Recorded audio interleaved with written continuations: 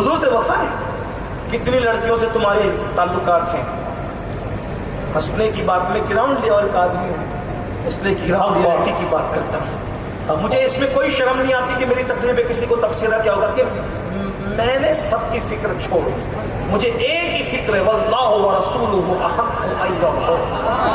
بس میرا یار مجھ سے راضی ہو جائے. میں نے طے کر لیا جو پیا کو بھائے اختر وہ سہانا راگ ہے، جس سے ناخوش ہے پیا وہ راگنی اچھی نہیں. میری زندگی بس ان دو مصروں پر ہو گئی ہے، اب اور نہیں کام جگر ہم کو کسی سے. کیا بات ہے بھائی. اب اور نہیں کام جگر ہم کو کسی سے، کافی ہے بس ایک نسبت سلطان مدینہ.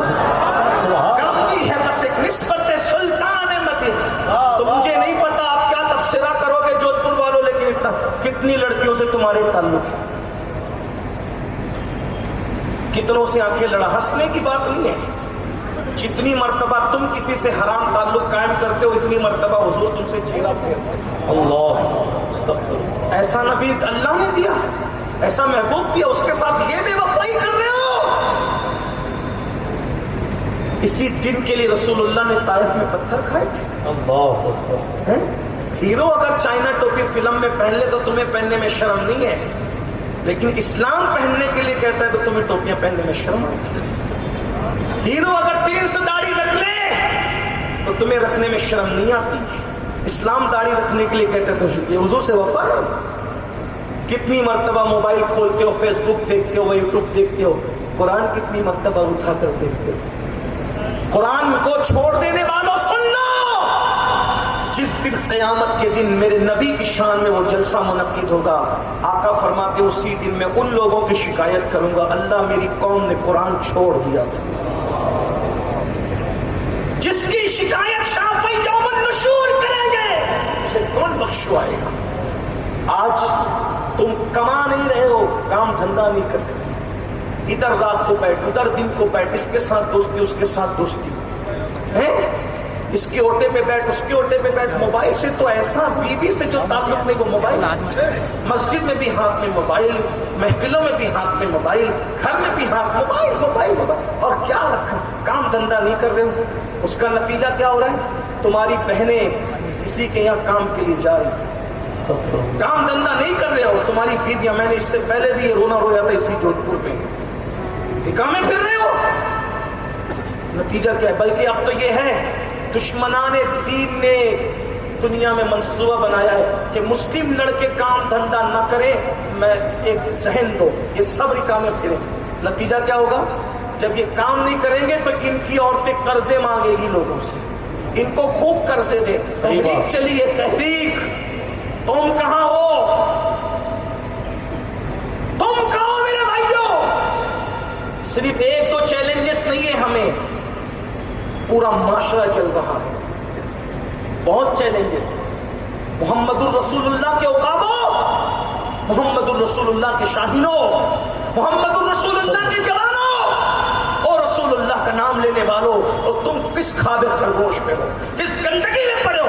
دنیا صدیوں پہلے پلاننگ کر چکی تمہاری بیٹیوں کی آبرو لوٹنے کا. اور کیسے کیسے؟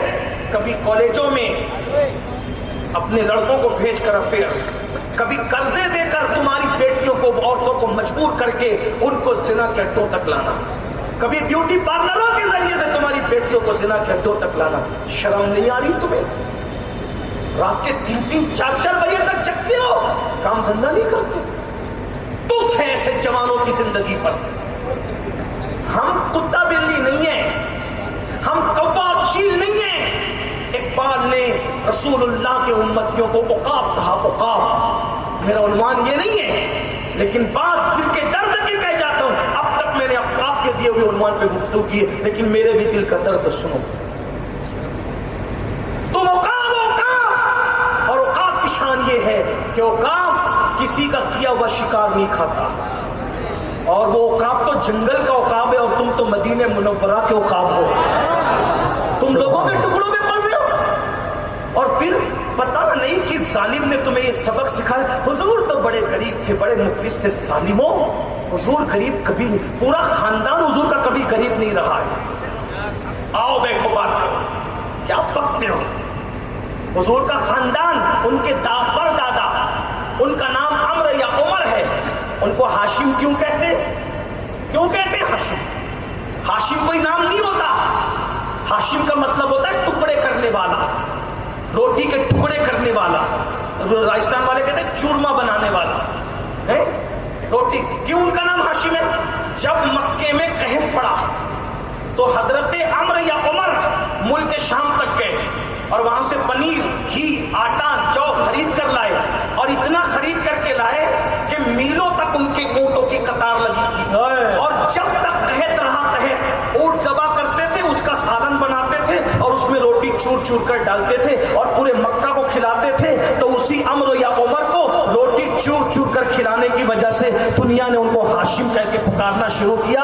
अरे मक्के वाले जब रोटी के टुकड़े के मोहताज हो जाते थे, तब मेरे नबी के परदादा उनको अपने टुकड़ों पर पालते थे। चला, टुकड़ों पे पलना नबी वालों की शान नहीं है, टुकड़ों पर पालना नबी वालों की शान है। फिर उसके बाद हजरत अब्दुल मुत्तलिब का दौर आया। हजरत अब्दुल मुत्तलिब का दौर आया, पता है? हजरत अब्दुल मुत्तलिब का ये भी अज़मत रसूल है। अब्दुल मुत्तलिब का दौर आया।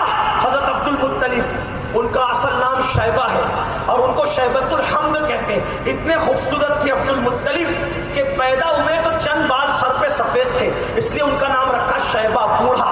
और शैबतुल हम्द इसलिए रखा, जो देखता कहता सुभान अल्लाह, कितना खूबसूरत है, अल्लाह की हम्द करता उनको देख करके इतने खूबसूरत थे। तो जब अबरहा के लोग जानवर चुरा कर ले गए, उठा कर ले गए, तो हजरत अब्दुल मुत्तलिब ने नुफैल से कहा, जो आपका दोस्त था, नुफैल का दोस्त था अनीस। अनीस जो था, नुफैल का दोस्त अनीस था, और अनीस जो था वो महमूद हाथी को कंट्रोल करता था, और महमूद हाथी सिर्फ अनीस से कंट्रोल होता था। और अनीस महमूद हाथी को जो कंट्रोल करता था, वो महमूद हाथी अबरहा का खास और मखसूस हाथी था, उसको अनीस के सिवा कोई कंट्रोल नहीं करता था। नुफैल ने कहा, अनीस तेरे ताल्लुकात अबरहा से बहुत अच्छे हैं, अब्दुल मुत्तलिब को मिला दे जा करके। अब अनीस जा करके अब्दुल मुत्तलिब का तारुफ, सरकार अब्दुल मुत्तलिब का तारुफ, हजरत अब्दुल मुत्तलिब का तारुफ अबरहा से क्या करता है पता है? 2 जुमलों में सुन ले। कहता, ओ अबरहा एक खूबसूरत आदमी है जो पूरे मक्का में सबसे मालदार है, वो काबे का मुतवल्ली है, उसका दस्तरखान 24 घंटा बिछा रहता है। इंसान तो इंसान है, जानवर और परिंदों को भी वो अपने दस्तरखान पे खिलाता है। क्या तू उससे मुलाकात करेगा? क्या तू उससे मुलाकात करेगा? तो अबरहा ने कहा, बिल्कुल करूंगा। हजरत अब्दुल मुत्तलिब आए तो महमूद ने दोनों घुटने टेक दी, हाथी ने बड़ा मुतासिर हुआ अबरहा, और अबरहा अपने तख्त से उतर आया, कालीन पर सरकार अब्दुल मुत्तलिब के साथ बैठा। इसलिए आए हो? मेरे जानवर, तवज्जो तवज्जो, क्या मेरे जानवर तेरे आदमी चुरा ले गए, मैं जानवर छुड़ाने आया। उसने गुफ्तगू का रुख बदलना चाहा, कहा आपने बड़ी हल्की बात कह दी। कहा क्या? कहा कि मैं तो सोचा था काबे पे बात करेंगे, क्या आपको पता नहीं मैं काबा तोड़ने आया हूं? फरमाया जानवर मेरे हैं। तवज्जो तवज्जो, जानवर में पता चला अब्दुल मुत्तलिब सरदार होने की वजह से दूसरों की वकालत करने नहीं आए थे, अपने जानवर छुड़ाने आए थे अपने। पता नहीं लोग कैसे कहते हैं, हुजूर को तो कोई दूध पिलाने वाली दाइया ले नहीं जाना चाहती थी क्योंकि हुजूर बड़े गरीब थे। मैंने कहा 55 दिन पहले अबरहा के पास जाके कह रहे हैं मेरे जानवर छोड़ दे, तो 55 दिन में कौन सी सुनामी आ गई थी, कौन सा जलजला आ गया था कि सारे जानवर खत्म हो गए अचानक? 55 ही दिन के बाद की बात है भाइयों। अब्दुल मुत्तलिब के